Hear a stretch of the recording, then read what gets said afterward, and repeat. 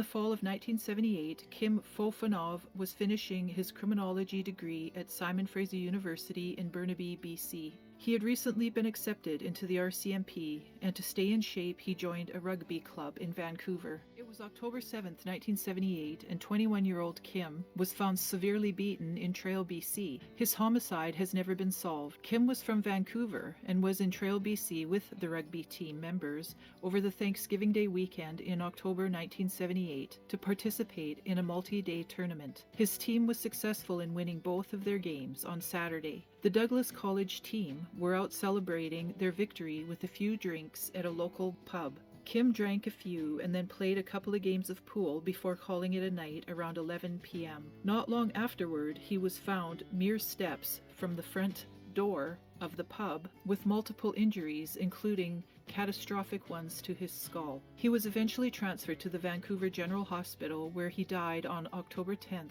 1978. Investigators were unable to prove what happened to Kim, and no witnesses to the actual crime came forward. A coroner's inquest after the incident ended inconclusively and ruled Kim's death as misadventure. Although investigators were never satisfied with that, the death was accidental. In 2002, the investigation was reopened to an anonymous tip. RCMP then called it a possible homicide. When that tip didn't pan out, the case was opened once again in 2005 when another tip was received. In addition, the original autopsy report was sent for review, and the decision was that Kim's death had not been from a fall and had not been from an automobile strike, but had in fact been the result of being struck. This time, the investigation was scored as a second-degree murder. Kim's only remaining brother, Terry, set up the Facebook page Who Killed Kim Fofonove in hopes that after all these years, somebody will finally do the right thing and come forward with the truth about Kim's murder.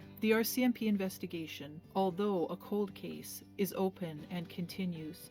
If you have any information that may help solve the murder of Kim, please contact Trail RCMP at 250-368-2197 or Crime Stoppers at 1-800-222-8477 if you wish to remain anonymous.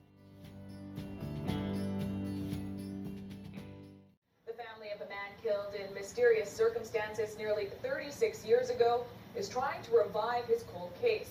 Kim Fofonove died a violent death, but it was never classified as a homicide due to a lack of evidence, even though, as Tim Weeks reports, one ex-cop thinks it should have been. Kim Fofonove turned 21 that year. He'd just been accepted into the RCMP and had taken up rugby. They had told him that, you better be in good shape or you'll be sorry when you get there. So he had decided to join a rugby club with his friend Jimmy. Fofonove's team won a couple of games at a tournament in Trail. He celebrated with a few beers and left for his room just before closing time. He was found later, face down in a parking lot, dying.